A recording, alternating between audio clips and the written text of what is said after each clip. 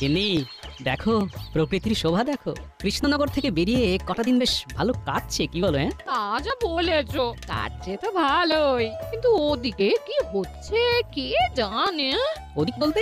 ওদিকে বলতে তোমার কৃষ্ণনগর, তোমার মহারাজ। ছাড়ো তো গিন্নি, আমি সবেতন ছুটি নিয়ে তবে এসেছি, আর আমার এই ছুটি নেওয়া নিয়ে মহারাজের কোনো আপত্তি ছিল না গিন্নি। কিন্তু ওই মন্ত্রী মশাই। ছেড়ে দাও তো গিন্নি, তীর্থ করতে এসেছো, পুরনো কথা মনে করো না। এখানে আমরা পুণ্য চাইতে এসেছি গিন্নি।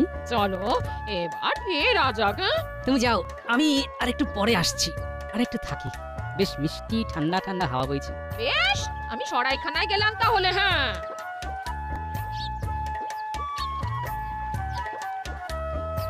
মহাশয়, আপনাকে দেখে মনে হয় আপনি খুব জ্ঞানী ব্যক্তি। মনে হবার কারণ? অল্প অল্প কথা বলেন, নীরবে থাকতেই পছন্দ করেন বলে আমার মনে হয়। আপনার অনুমান যথার্থ। আসলে আমি নীরব থাকতেই বেশি পছন্দ করি। এই আপনি এত বড় ব্যক্তি, আপনাকে বলতে সাহস হয় না, তবু বলি। আহা, আপনি এত কুণ্ঠা করছেন কেন? যা বলার বলে দিন, নিঃসংকোচে বলে দিন। দয়া করে যদি আপনি আমার ঘরে আসেন, তাহলে আমি আপনাকে একটা জিনিস দেখাতে পারি, এবং আমি স্থির নিশ্চিত যে আপনি ওই জিনিসটি দেখলে খুব তৃপ্তি পাবেন। কি এমন জিনিস রে বাবা, যেটা দেখে আমি খুব তৃপ্তি পাবো? না আমাকে নিয়ে যাবার পেছনে অন্য কোনো উদ্দেশ্য আছে? যাকে দেখাই যাক। কি ভাবছেন, আপনাকে আমার বাড়ি নিয়ে যাওয়ার অন্য কোনো উদ্দেশ্য আছে কিনা? বাবা, এই যে দেখি মনের কথা একদম গড়গড় করে বলে দিচ্ছে। হ্যাঁ, ভাবছেন তো আমি মনের কথা গড়গড় করে কিভাবে বলতে পারি? না আর কিছু ভাববো না, আমি যা ভাবছি সেটাই তো আপনি বলে দিচ্ছেন। আমি ভেবে কেন কষ্ট করি? আপনিও পারবেন, চলুন চলুন আমার বাড়িতে চলুন, আপনাকে আমি বুঝিয়ে বলবো। আচ্ছা, আপনার বাড়ি গেলে আমাকে কি বোঝাবেন সেটা আমাকে এখনই একটু বুঝিয়ে বলুন দেখি। এই যে আমার বিদ্যের বোঝা, সেই বোঝাটিকে নামাতে চাই। বিদ্যাকে বোঝা বলছেন? এটা কি ঠিক? বর্তমানে ওটি আমার কাছে বোঝাই হয়ে উঠেছে। আমি উপযুক্ত পাত্রের হাতে সমর্পণ করে তবে আর আর আর আর আমার চোখে আপনিই সেই উপযুক্ত। কিন্তু একটি ভালো বিদ্যার হাত থেকে মুক্ত হতে চান কেন? আসল কথাটা যদি বলে ফেলি, তাহলে উনি আমার এই বোঝা নিতে রাজি হবেন না। হ্যাঁ মহাশয়, মহাশয়, আমার সংসার আদি নেই, একা মানুষ। মনের ইচ্ছে শেষ বয়সে উত্তরে হিমালয়ে গিয়ে তপস্যা করি। তাই অথচ গুরুর নির্দেশ তো উপযুক্ত পাত্রের হাতে বিদ্যা সমর্পণ করে তবেই যেতে পারবো। তা আমাকে কি করতে হবে? কিচ্ছু করতে হবে না, শুধু আমার বাড়িতে যেতে হবে। সেখানে গিয়ে দেখবেন এই বিদ্যা আপনাকে আমি অর্পণ করবো। চলুন।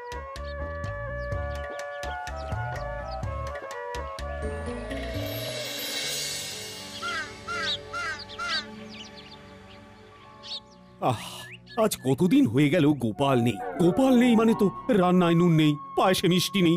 মহারাজের আদিক্ষেতা দেখে আর বাঁচি না। গোপাল ছাড়া আর যেন কেউ নেই, খালি গোপাল আর গোপাল আর গোপাল।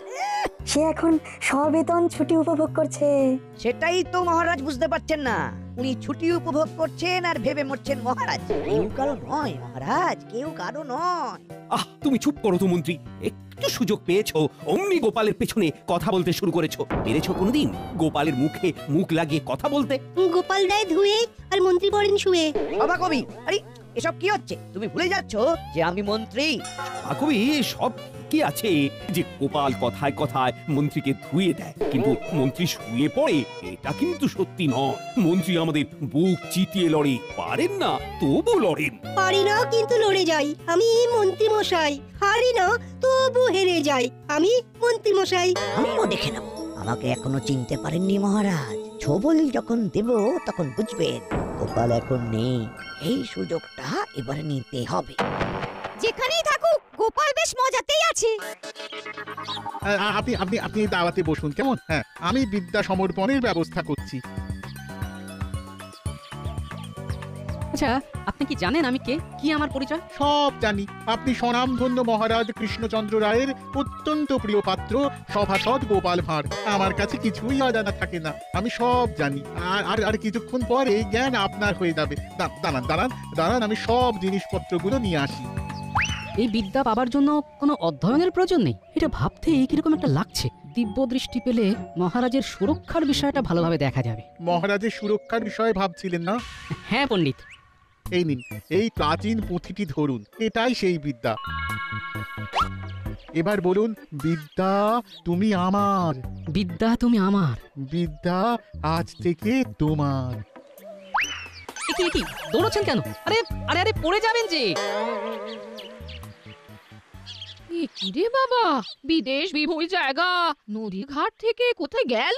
এখানে তোর জানাশোনা কেউ নেই।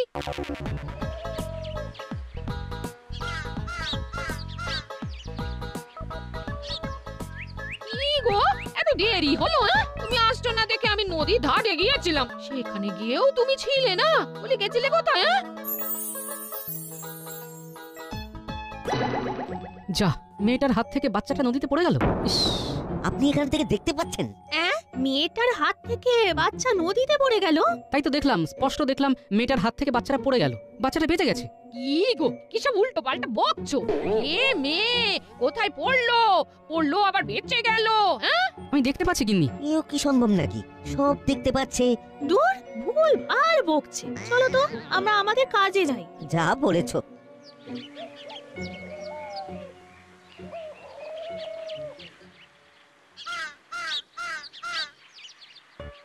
এটাকে বলে বাঁচা। রাখেন হই তোমার একে। হাত থেকে বাচ্চাটা পড়ে গেল, কিন্তু কিচ্ছু হলো না, দেখেছো? কোথায় হয়েছে? নদীতে। বাচ্চাটা হাত থেকে পড়ে গেল জলে। আমরা তো চিৎকার করে উঠেছিলাম, গেল গেল। তারপর কি হলো? মেয়েটার কি হলো? মেয়েটা ভালো আছে তো? হ্যাঁ হ্যাঁ হ্যাঁ, বেশ ভালো আছে। চাপ বাবা, ওদের আবার কি হলো? দুজনে দৌড়ে কোথায় যাচ্ছে? চলো তো দেখি।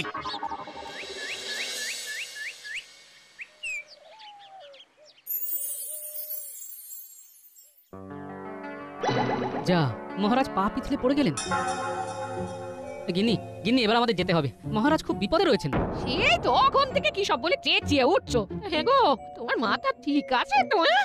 আমরা আজই রওনা দেবো গিন্নি, আমাদের চলে যেতে হবে, মহারাজের বিপদ। নাও গিন্নি সব গুছিয়ে নাও, আমাদের এক্ষুনি কৃষ্ণনগর যেতে হবে। আপনাদেরও যেতে দেব না ঠাকুর, কৃষ্ণনগর যেতে হবে না। আপনারা দুজন আমাদের এই হৃদয়নগরে আজীবন থেকে যান। হে ঠাকুর, আমার ভবিষ্যতে কি আছে একটু বলে দিন না, সময় একদম খারাপ চলছে। এই, এসব কি বলছো গো? তুমি আবার কবে থেকে ত্রিকালজ্ঞ হলে গো? মা, এ আমার কি সর্বনাশ হলো গো? আরে গিন্নি, করো কি? হাত না তো কেন? তোমাকে বললাম না জিনিসপত্র বাঁধা করো, আমাদের ফিরতে হবে। ফিরতে হবে বললেই ফেরা যায়? সেই আপনি যান, ঠাকুরকে আমরা আমাদের হৃদয়নগরে রেখে দেব। রেখে দেবো বললেই হলো? আমার স্বামীকে তোমরা রেখে দেবার কে? আমরা তো বাবার ভক্ত, বাবা কি ভক্তদের ডাকে সাড়া দেবে না? ও বাবা, তোমার দিনহীন ভক্তদের তুমি ছেড়ে চলে যাবে? আরে এসব কি হচ্ছে? কি হলো? আপনি ওই রকম দৌড়ে এলেন কেন? এ বাবা যে সে বাবা নয়, একদম ত্রিকালজ্ঞ, মানুষের ভূত ভবিষ্যৎ সব বলে দিচ্ছেন। আরে একটু আগে নদীতে বাচ্চা পড়ে যাওয়ার ঘটনা উনি দেখতে পেয়েছিলেন। আপনার মেয়ের বিয়ে এই মাসেই হবে, বাড়ি যান, পাত্র দেখতে আসছে। সত্যি? বাবা আমার কি হবে বাবা? একটু ভালো করে দেখে একটু বলে দিন বাবা। আবার যখন দেখতে পাবো তখন বলবো, এখন আমাকে যেতে দাও দেখি। কোথায় কোথায় যাবে যাবে বাবা? বাবা? আমাদের ছেড়ে কোথায় যাবে? আমরা আপনাকে ছেড়ে যেতে দেব দেব না। কি সর্বনাশ, এবার কি হবে? না কিছু একটা ব্যবস্থা করতেই হবে।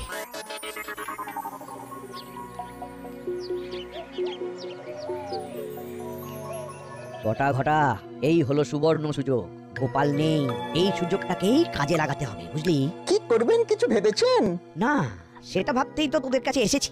একসাথে ভাবতে হবে, একসাথে। কি করতে হবে মানে, ওই কি ভাবতে হবে সেটা তো বলুন। মহারাজকে একটা শিক্ষা দিতে হবে, এমন শিক্ষা দেবো যে গোপাল করা ভুলে যাবে।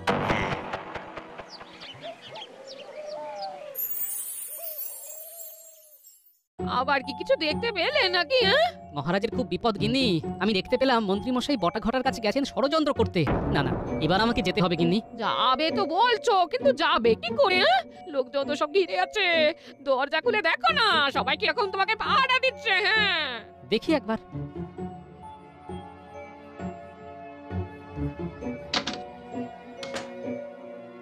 জয় জয় জয়। বাবা সকালে বলেছিলেন মেয়েকে দেখতে আসবে, এসেছিল, ভালো পাত্র, বিয়ে ঠিক হয়ে গেছে। জয় ত্রিকালজ্ঞ বাবা, জয় জয় জয় ত্রিকালজ্ঞ বাবা, জয়। আচ্ছা সবার সব কথা বলবো, কিন্তু আমাকে একটু একা থাকতে দিতে হবে। নির্জনে ভাবলে মাথাটা খোলতাই হবে। তোমাদের কথা আরো বেশি বেশি ভাবতে পারবো। আমার কথাটাও ভাবেন বাবা, আমিও আপনার একটা সন্তান। আচ্ছা আচ্ছা, সবার কথাই ভাববো, আমাকে ভাববার সময় আর অবকাশ দিতে হবে তো, আমাকে একা থাকতে দিতে হবে। ঠিক আছে, আমরা কিছু সময়ের জন্য আপনাকে একা ছেড়ে দিলাম। এই এই চলো চলো চলো, সবাই চলো, বাবাকে একটু একা থাকতে দাও। গিন্নি, তোমার সব বাঁধা ছাড়া হয়েছে?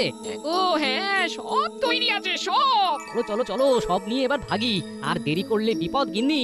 এখন ভালোই ভালোই বেরিয়ে পড়লে কাল সকাল সকাল পৌঁছে যাব। হ্যাঁ চলো।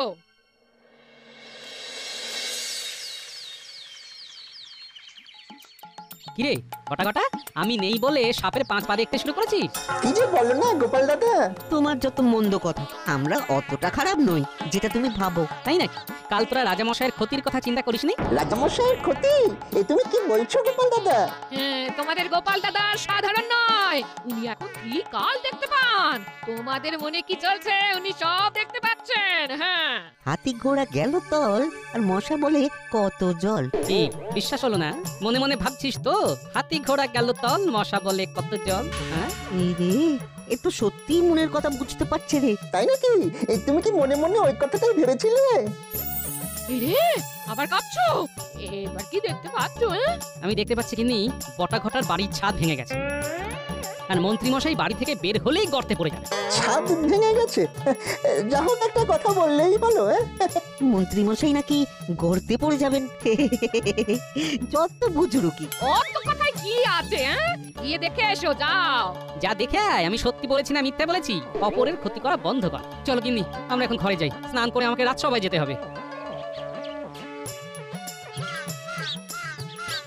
ঘটা, গোপাল দাদার কথাগুলো যেন কেমন কেমন না? গোপাল দাদা সত্যি ত্রিকালজ্ঞ হয়ে গেছে নাকি রে? ওই লাগলে তুক আর না লাগলে তাক। এই চল বাড়ি যাই, দেখি আমাদের বাড়ির ছাদ সত্যি ভেঙেছে না আস্ত আছে। চল।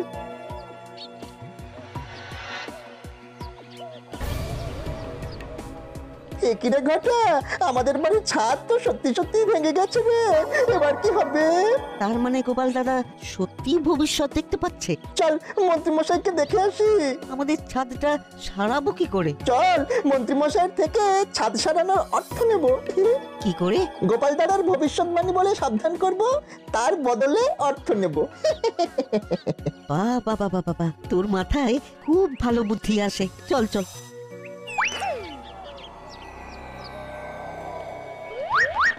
ঘটা, নে দুজনে মিলে মন্ত্রীমশাইকে ডাকি। মন্ত্রীমশাইয়ের ঘুম বড় করা। ঠিক বলেছিস, নে নে শুরু কর। মন্ত্রী মশাই, ও মন্ত্রী মশাই। এই শুনছো, তোমার বটা ঘটা এসেছে, তোমাকে ডাকছে। এই মন্ত্রীমশাই, ও মন্ত্রীমশাই, খুব বিপদে আছি, গোপাল দাদা চলে এসেছে। কি বললো? গোপাল ফিরে এসেছে এত তাড়াতাড়ি? ডাকো ডাকো ডাকো ডাকো, ওদের ডাকো। না না না, থাক থাক, আমি যাচ্ছি ডাকতে। এই এই কি বলছিস? গোপাল এসে গেছে? এই এত তাড়াতাড়ি তো আসার কথা ছিল না। শুধু আসেননি, দিব্য দৃষ্টি নিয়ে এসেছে। সে আবার কি? গোপাল সব দেখতে পাচ্ছে, আমাদের দেখে সব বলে দিল। বললো ছাদ ভেঙে যাবে, গিয়ে দেখলাম ছাদ ভেঙে গেছে। আমরা বাড়ি সারাবার জন্য কিছু অনুদান চাইতে এসেছি। আরেকটা কথা না বললেই নয়, গোপাল দাদা আপনার সম্পর্কেও একটা ভবিষ্যৎবাণী করেছে। কি বলেছে? বলেছে আপনি ঘর থেকে বেরোলেই গর্তে পড়ে যাবেন। যত ভুলভাল চিন্তা। গোপাল চালাকি করছে। গোপালের মাথায় কুবুদ্ধির একটা আস্ত কারখানা আছে, সেটা জানো না? আমাদের মনের কথা বলে দিচ্ছে যে। ওটাও চালাকি, ও ভীষণ চালু। শোন, ও সব সময় আমাদের সন্দেহ করে, সেই জন্য ও ওই কথাগুলো অত সহজে বলতে পেরেছে। কেন? আরে আমরা শয়নে স্বপ্নে নিদ্রায় জাগরণে সবসময় কিভাবে গোপালের ক্ষতি করা যায়, মহারাজের ক্ষতি করা যায়, তাই আন্দাজে ঢিল মেরেছে, আর তোরা অমনি উগড়ে দিয়েছিস। আর ছাদ ভাঙার ব্যাপারটা? ওটাও একটা ঘটে গেছে। তোদের কতদিন বলেছি যে আম গাছের ওই শুকনো ডালটা কেটে দে, তোরা শুনিসনি। সেসব ঠিক আছে, কিন্তু আমাদের ছাদটা সারাই করবার জন্য কিছু অর্থ দিতে পারেন? দেখছি এখন এই সাত সকালে অর্থ করিস না তো। বাড়ি যা, তোরাও বুজরুকি দিয়ে আমার থেকে মোহর বার করতে চাস? তোরা এখন যা যা যা। সে না হয় যাচ্ছি, কিন্তু আপনিও সাবধানে থাকবেন, গর্তে না পড়েন। চল ঘটা। আমাকে বোকা পেয়েছে, ওরা যা বলবে আমাকে তাই বিশ্বাস করতে হবে। গিনে গিনে দাও দাও, বাজারে থলি দাও, বাজারটা করে আসি।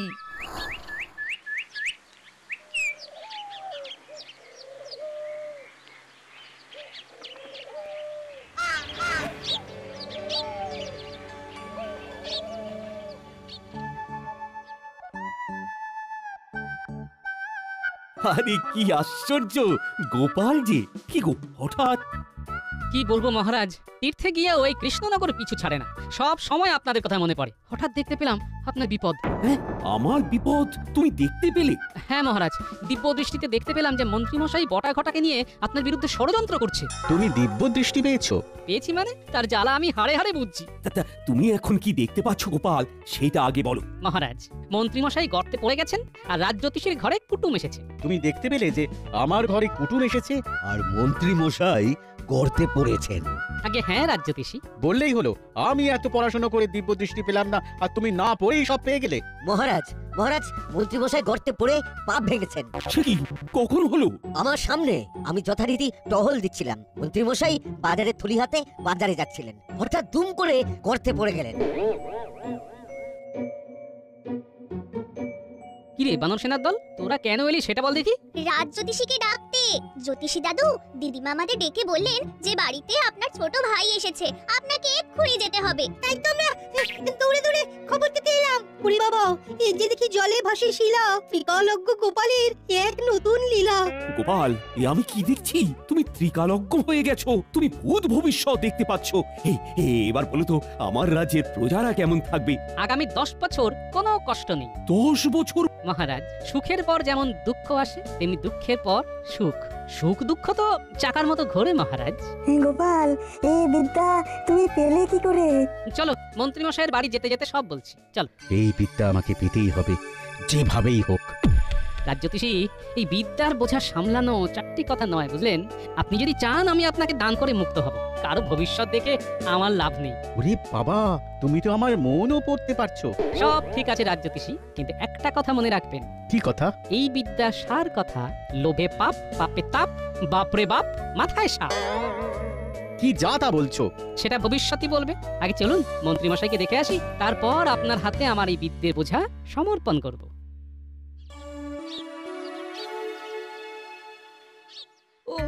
ওরে বাবারে, ওরে বাবারে, ওরে বাবারে, কি সর্বনাশের কথা গো! এ তো মুখ নয়, এ তো কামান। ওরে বাবারে, খুব ব্যথা করছে। আমি ভালো করে তেল হলুদ মাখিয়ে দিচ্ছি, ব্যথা কমে যাবে। আপনাকে তো বললাম গোপাল দাদা অলৌকিক ক্ষমতার অধিকারী। হ্যাঁ, আমিও বলেছিলাম, কিন্তু তুমি বিশ্বাস করোনি। আর কোনো অন্যায় করা যাবে না, গোপাল দাদা সব বুঝে যাবে। এটা আমাকে পেতেই হবে, এটা আমার কাছে এলেই আমি সর্বশক্তিমান হয়ে যাব। না, এই বিদ্যা রাজজ্যোতিষীকে দেওয়া যাবে না, তিনি এই বিদ্যার অপপ্রয়োগ করবেন। মহারাজ, গল্পে গল্পে মন্ত্রীমশাইয়ের বাড়ি চলে এলাম। তুমি মহারাজের ক্ষতি চাও, তাই ভগবান তোমাকে এই শাস্তি দিয়েছেন। কি হে মন্ত্রী, আমার সর্বনাশ করতে গিয়ে শেষে নিজেই গর্তে পড়লি। আমার খুব ভুল হয়ে গেছে মহারাজ। ভুল যখন হয়েছে তখন প্রায়শ্চিত্ত করো। আমার খাবে, আমার পড়বে, আবার আমার বুকের উপরে উঠে বসে কিল মারবে, এটা তো হবে না মন্ত্রী। মহারাজ, মহারাজ, আমি আপনাকে কথা দিচ্ছি, মন্ত্রীকে সুপথে আমি ফেরাবো। সেটা কি সম্ভব হবে গিন্নিমা? এটা কি ভবিষ্যৎ দেখে বললে গোপাল? যার 9 হয় না তার 90তেও হবে না, এটা বলতে ত্রিকালজ্ঞ হতে হয় না। তাহলে এবার এই বিদ্যাটা আমাকে দান করার ব্যবস্থা করো। রাজজ্যোতিষী, আমি কোনো নির্লোভ ব্যক্তির হাতে এই বিদ্যা দেব, আপনাকে দেব না, কারণ আপনার মনে লোভ, আপনি কৃষ্ণনগরের ক্ষতি করবেন, এটা আমি দেখতে পাচ্ছি। তাই যতক্ষণ না আমি নির্লোভ কোনো লোক পাবো, এই বিদ্যা আমি আমার কাছেই রেখে দেব। খুব ভালো প্রস্তাব, এটা এখন তোমার কাছেই রেখো। মহারাজ, আমাকেও আপনি আপনার কাছেই রাখুন মহারাজ। সেটা ভেবে দেখবো। আপাতত রাজবৈদ্য মন্ত্রী চিকিৎসা শুরু করো।